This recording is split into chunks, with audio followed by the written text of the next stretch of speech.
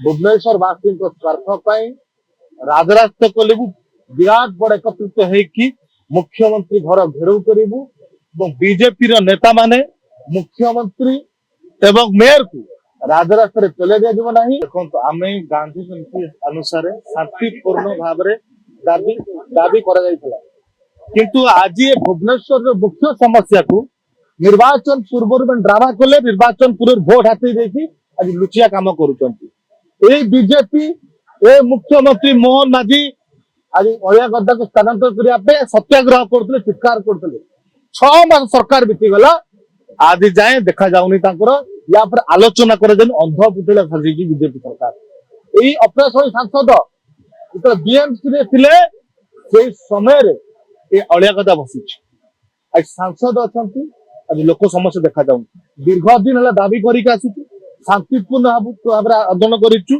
लोक मानकर जो मुख्य समस्या हो मशा हो चर्म रोग हो बचिया हो पारना भुवनेश्वर वासी स्वार्थ जदि आईन को हाथ को नपच नबू कि अलिया स्थानांतर घोषणा न करती जेकोसी कर जोरदार कर कारण नरेंद्र मोदी प्रधानमंत्री से जगह आसी गंध सुझिकी जाइछन लोक मानकर समस्या अवगत अच्छा कि कहीं स्टेप नौना कि स्वार्थ आज भुवनेश्वर वासी जीवन सा खेल खेलुची बीजेपी भुवनेश्वर मेयर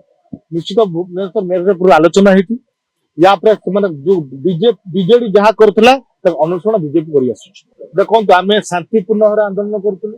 7 दिन समय देचु बीएमसी को बीजेपी सरकार भी 7 दिन समय देचु आम मैंने जदि अलिया गदा स्थानांतरित न करा जाए भुवनेश्वर वासी स्वार्थ राजरास्ता कलु विराट बड़ एकत्रित होगी मुख्यमंत्री घर घेराव करूँ बीजेपी नेता माने मुख्यमंत्री एवं मेयर को राजरास्ता चले दिया ना आईन को हाथ को नपच नबू कि आंदोलन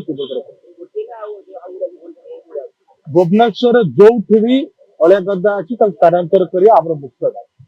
जदि आपंक आम भिडी भल लगा तेब आम चैनल को लाइक शेयर और सब्सक्राइब करने को जमा भी भूलु नहीं।